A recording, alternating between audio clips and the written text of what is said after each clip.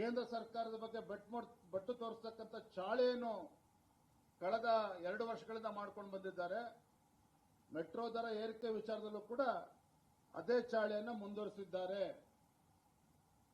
ಸಿದ್ದರಾಮಯ್ಯನವರು ಹೇಳ್ತಾರೆ, ರಾಜ್ಯದ ಹಣಕಾಸಿನ ಪರಿಸ್ಥಿತಿ ಬಹಳ ಸುಸ್ಥಿತಿಯಲ್ಲಿದೆ. The financial situation of Karnataka is absolutely fine, nothing to worry, all is well ಅಂತೇಳಿ ಸಿದ್ದರಾಮಯ್ಯನವರು ಹೇಳ್ತಾರೆ. ಮತ್ತೊಂದು ಕಡೆ ಏನು ರಾಜ್ಯ ಸರ್ಕಾರ ಕೊಟ್ಟಿರ್ತಕ್ಕಂಥ ಭರವಸೆ ಗ್ಯಾರಂಟಿಗಳು ಏನ್ ಹೇಳಿದ್ರು ಸ್ವಾಮಿ ಸಿದ್ದರಾಮಯ್ಯನವರೇ? ಕಳೆದ ಸಾರ್ವತ್ರಿಕ ಚುನಾವಣೆ ಮುಂಚಿತವಾಗಿ ತಮ್ಮ ಮ್ಯಾನಿಫೆಸ್ಟೋಲ್ಲಿ ಹೇಳಿದ್ರಿ, ಪ್ರತಿ ತಿಂಗಳು ಏನು ತಾವು ಕೊಟ್ಟಂತ ಗ್ಯಾರಂಟಿಗಳು ಭರವಸೆಗಳನ್ನು ಈಡೇರಿಸ್ತೇವೆ ಅಂತೇಳಿ. ಆದ್ರೆ ಇವತ್ತೇನಾಗಿದೆ ಪರಿಸ್ಥಿತಿ? ಕಳೆದ 4-5 ತಿಂಗಳುಗಳಿಂದ ಮಹಿಳೆಯರಿಗೆ ಗೃಹಲಕ್ಷ್ಮಿ ಯೋಜನೆ ಹಣ ತಲುಪ್ತಾ ಇಲ್ಲ. 2,000 ರೂಪಾಯಿ ಕಳೆದ 5-6 ತಿಂಗಳಿಂದ ತಲುಪ್ತಾ ಇಲ್ಲ. ಕಳೆದ 6 ತಿಂಗಳಿಂದ 5 ಕೆಜಿ ಅಕ್ಕಿಯ ಬದಲಾಗಿ ಹಣವನ್ನ ಟ್ರಾನ್ಸ್ಫರ್ ಮಾಡ್ತಿದ್ರೆ ಅದನ್ನು ಕೂಡ ಕೊಡೋದಕ್ಕೆ ಸಾಧ್ಯ ಆಗ್ತಾ ಇಲ್ಲ. ಹಾಗಾಗಿ 5 ಕೆಜಿ ಅಕ್ಕಿ ಹಣವನ್ನು ಕೂಡ ಕೊಡ್ತಾ ಇಲ್ಲ. ಮೊನ್ನೆ ಪ್ರಹ್ಲಾದ್ ಜೋಶಿ ಅವರು ಹೇಳಿದ್ದಾರೆ, ಕೇಂದ್ರದ ನಮ್ಮ ಸಚಿವರು ಏನ್ ಹೇಳಿದ್ದಾರೆ? ಪ್ರಹ್ಲಾದ್ ಜೋಶಿ ಅವರು, ಕೇಂದ್ರ ಸರ್ಕಾರ ಅಕ್ಕಿಯನ್ನ ಕೆಜಿಗೆ ಕನಿಷ್ಠ ಬೆಲೆಗೆ 22 ರೂಪಾಯಿ 50 ಪೈಸಕ್ಕೆ ನಾವು ಕೊಡೋದಕ್ಕೆ ತಯಾರಿದ್ದೇವೆ. ಆದರೆ ರಾಜ್ಯ ಸರ್ಕಾರ ತಯಾರಿಲ್ಲ. ಕಾರಣ ಅದಕ್ಕೆ ಹೊಂದಿಸೋದಕ್ಕೆ ಹಣ ಇಲ್ಲ ರಾಜ್ಯ ಸರ್ಕಾರಕ್ಕೆ. ಹಾಗಾಗಿ ಈ ರಾಜ್ಯ ಸರ್ಕಾರಕ್ಕೆ, ಮಾನ್ಯ ಮುಖ್ಯಮಂತ್ರಿಗಳಿಗೆ ತಾವು ಕೊಟ್ಟಂತ ಭರವಸೆಗಳನ್ನ, ಗ್ಯಾರಂಟಿಗಳನ್ನು ಕೂಡ ಈಡೇರಿಸೋದಕ್ಕೆ ಸಾಧ್ಯ ಆಗ್ತಾ ಇಲ್ಲ. ರಾಜ್ಯದ ಹಣಕಾಸಿನ ಪರಿಸ್ಥಿತಿ ಅಧೋಗತಿಗೆ ಬಂದು ತಲುಪಿದೆ. ಹಿಂದೆ ಯಾವುದೇ ಸರ್ಕಾರದಲ್ಲಿ ಸರ್ಕಾರಿ ನೌಕರಿಗೆ ಸಂಬಳವನ್ನು ಕೊಡೋದಕ್ಕೆ ಸಾಧ್ಯ ಆಗದೆ ಇರತಕ್ಕಂತ ಒಂದು ಪರಿಸ್ಥಿತಿ ನಿರ್ಮಾಣ ಆಗಿದೆ ಅಂತ ಹೇಳಿದ್ರೆ, ಇಂದಿನ ಸಚಿವರು ಹೇಳಿದ ಹಾಗೆ ನೀರಾವರಿ ಇಲಾಖೆ ಇರ್ಬೋದು, ಪಿಡಬ್ಲ್ಯೂಡಿ ಇರ್ಬೋದು, ವಿದ್ಯುತ್ ಬಿಲ್ ಅನ್ನು ಕೂಡ ಕಟ್ಟೋದಕ್ಕೆ ಸಾಧ್ಯ ಆಗದೆ ಇರತಕ್ಕಂತ ಪರಿಸ್ಥಿತಿ ನಿರ್ಮಾಣ ಆಗಿದೆ ಅಂತ ಹೇಳಿದ್ರೆ, ರಾಜ್ಯದ ರಸ್ತೆ ಸಾರಿಗೆ ಇಲಾಖೆ ಸ್ನೇಹಿತರೆ 7,000 ಕೋಟಿ ರೂಪಾಯಿ ಇವತ್ತು ಪೆಂಡಿಂಗ್ ಇದೆ. ರಾಜ್ಯ ಸರ್ಕಾರ ಕಟ್ಟಬೇಕಾಗಿದೆ. ತನ್ನ ಶಕ್ತಿ ಯೋಜನೆ ಏನಿದೆ, ಆ ಶಕ್ತಿ ಯೋಜನೆಗೆ ಸುಮಾರು 7,000 ಕೋಟಿ ರಾಜ್ಯ ರಸ್ತೆ ಸಾರಿಗೆ ಇಲಾಖೆಗೆ ರಾಜ್ಯ ಸರ್ಕಾರದಿಂದ ಕೊಡಬೇಕಾಗಿದೆ. ಆ ಹಣವನ್ನು ಕೂಡ ರಾಜ್ಯ ಸರ್ಕಾರಕ್ಕೆ ಕೊಡೋದಕ್ಕೆ ಸಾಧ್ಯ ಆಗಿಲ್ಲ. ಇದರ ಪರಿಣಾಮ ಏನಪ್ಪಾ ಅಂತ ಹೇಳಿದ್ರೆ, KSRTC is on the verge of closure. ರಾಜ್ಯ ರಸ್ತೆ ಸಾರಿಗೆ ಇಲಾಖೆ ಇವತ್ತು ಬಾಗಿಲನ್ನ ಮುಚ್ಚಾಕ್ತಕ್ಕಂಥ ಪರಿಸ್ಥಿತಿ ನಿರ್ಮಾಣ ಆಗಿದೆ.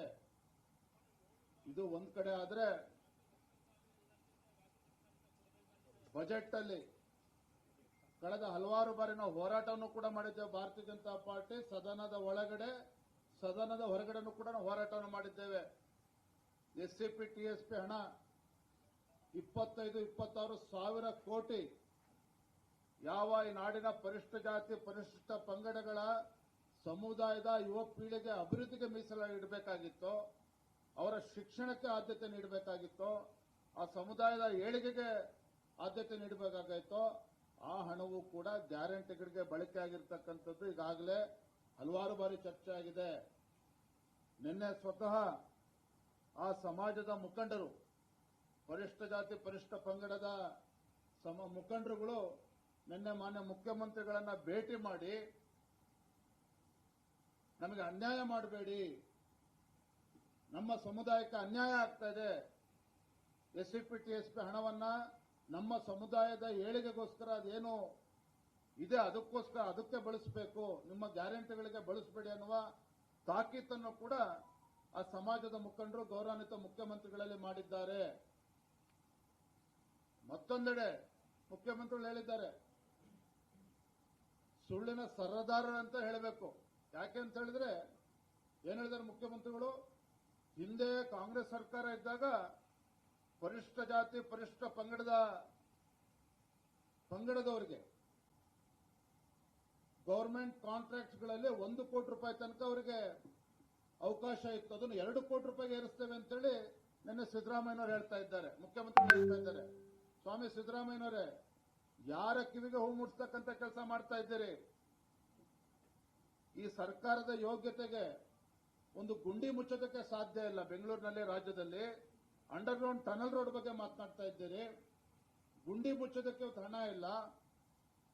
ಕಾಂಗ್ರೆಸ್ ಸರ್ಕಾರ ಬಂದಾಗಿಂದ ಯಾವುದೇ ಒಂದು ಹೊಸ ಯೋಜನೆ ನೀವು ಘೋಷಣೆ ಮಾಡಿಲ್ಲ. ರಾಜ್ಯದಲ್ಲಿ ಯಾವುದೇ ಒಂದು ಅಭಿವೃದ್ಧಿ ಕೆಲಸ ಕಾರ್ಯಗಳು ಆಗ್ತಾ ಇಲ್ಲ. ಯಾವುದೇ ಶಾಸಕರಿಗೆ ತಮ್ಮ ಕ್ಷೇತ್ರದ ಅಭಿವೃದ್ಧಿಗೋಸ್ಕರ ಅನುದಾನವನ್ನು ನೀವು ಕೊಟ್ಟಿಲ್ಲ. ನೀವು ಹೇಳ್ತೀರಿ 1 ಕೋಟಿ ಬದಲು 2 ಕೋಟಿ ರೂಪಾಯಿಯಷ್ಟು ಗೌರ್ಮೆಂಟ್ ಕಾಂಟ್ರಾಕ್ಟ್ಸ್ ಅನ್ನ ಪರಿಶಿಷ್ಟ ಜಾತಿ ಪರಿಶಿಷ್ಟ ಪಂಗಡದವರಿಗೆ ಮೀಸಲಿಡ್ತೀರಿ ಅನ್ನೋ ಒಂದು ಮತ್ತೊಂದು ಸುಳ್ಳನ್ನ ಆ ಸಮುದಾಯಗಳಿಗೆ ನೀಡ್ತಾ ಇದ್ದೀರಿ. ಇದು ಅಕ್ಷಮ್ಯ ಅಪರಾಧ. ಇದು ಅಕ್ಷಮ್ಯ ಅಪರಾಧ. ಇವತ್ತು ಮೊನ್ನೆ ನಮ್ಮ ವಿರೋಧ ಪಕ್ಷದ ನಾಯಕರು ಸರಿಯಾಗಿ ಹೇಳಿದ್ದಾರೆ, ಚಲವಾದಿ ನಾರಾಯಣಸ್ವಾಮಿ ಅವರು. ಇವತ್ತು ಎಲ್ಲಿ ಏನ್ ಕ್ರೋಢೀಕರಣ ಆಗ್ತಾ ಇದೆ, ಆ ಹಣ ಎಲ್ಲಿ ಹೋಗ್ತಾ ಇದೆ, ಎಲ್ಲಿ ಉಪಯೋಗ ಆಗ್ತಾ ಇದೆಯೋ ದುರುಪಯೋಗ ಆಗ್ತಾ ಇದೆಯೋ, ಇದು ಕೂಡ ನಮಗೆ ಉತ್ತರ ಸಿಗ್ತಾ ಇಲ್ಲ. ಹಾಗಾಗಿ ಗೌರವಾನ್ವಿತ ಮುಖ್ಯಮಂತ್ರಿಗಳಲ್ಲಿ ನಾನು ಆಗ್ರಹವನ್ನ ಮಾಡ್ತೇನೆ, ಆಲ್ ಈಸ್ ವೆಲ್ ನಾಟಕವನ್ನ ಬದಿಗಿಡಿ. ರಾಜ್ಯದ ಆರ್ಥಿಕ ಪರಿಸ್ಥಿತಿಯ ಬಗ್ಗೆ ಒಂದು ಶ್ವೇತಪತ್ರವನ್ನ ಹೊರಡಿಸಬೇಕು. ರಾಜ್ಯದ ಆರ್ಥಿಕ ಪರಿಸ್ಥಿತಿಯ ಬಗ್ಗೆ ಒಂದು ಶ್ವೇತಪತ್ರವನ್ನ ಹೊರಡಿಸಬೇಕು ಅಂತ ಹೇಳಿ ಈ ರಾಜ್ಯದ ಮುಖ್ಯಮಂತ್ರಿಗಳನ್ನ ಆಗ್ರಹವನ್ನ ಮಾಡ್ತಾ ಇದ್ದೇನೆ. ನಿಮ್ಮ ಗ್ಯಾರಂಟಿಗಳ ಬಗ್ಗೆ ನಮ್ಮ ವಿರೋಧ ಇಲ್ಲ. It's your duty. ಚುನಾವಣೆ ಸಂದರ್ಭ ನೀವು ಭರವಸೆ ಕೊಟ್ಟಂತೆ ಗ್ಯಾರಂಟಿಗಳ ಅನುಷ್ಠಾನ ಆಗಲೇಬೇಕು. ಆದ್ರೆ ನೀವೇನ್ ಮಾಡ್ತಾ ಇದ್ದೀರಿ? ಪ್ರತಿ ತಿಂಗಳು ಗ್ಯಾರಂಟಿಗಳನ್ನ ಕೊಡ್ತೇವೆ, ಯುವ ನಿಧಿ ಪ್ರತಿ ತಿಂಗಳು ಅಕೌಂಟಿಗೆ ಹಾಕ್ತೇವೆ, ಹೊಸ ಅದಕ್ಕೆ ಕಂಡೀಷನ್ಸ್ ಅನ್ನು ಹಾಕಿದ್ರೆ ಅದು ಒಂದು ಭಾಗ ಆಯಿತು. ಆದ್ರೆ ಕಳೆದ 6 ತಿಂಗಳಿಂದ 4 ತಿಂಗಳಿಂದ 8 ತಿಂಗಳಿಂದ ಅಕ್ಕಿ ದುಡ್ಡು ಬರ್ತಾ ಇಲ್ಲ, ಗೃಹಲಕ್ಷ್ಮಿನೂ ಕೂಡ ಬರ್ತಾ ಇಲ್ಲ, ಯುವ ನಿಧಿ ಬಗ್ಗೆ ಚಕಾರ ಎತ್ತಾ ಇಲ್ಲ. ಇದರ ನಡುವೆ 16ನೇ ಬಜೆಟ್ ಅನ್ನ ಮಂಡನೆ ಮಾಡೋದಕ್ಕೆ ಏನು ಹೊರಟಿದ್ದೀರಿ? ಆರ್ಥಿಕ ಪರಿಸ್ಥಿತಿಯ ಬಗ್ಗೆ ರಾಜ್ಯದ ಜನರ ಗಮನಕ್ಕೆ ತರಬೇಕು ಅಂತೇಳಿ ಅವತ್ತು ಆಗ್ರಹವನ್ನ ಮಾಡ್ತಾ ಇದ್ದೇವೆ. ಮತ್ತೊಂದು ತಾವು ಗಮನಿಸಬೇಕು,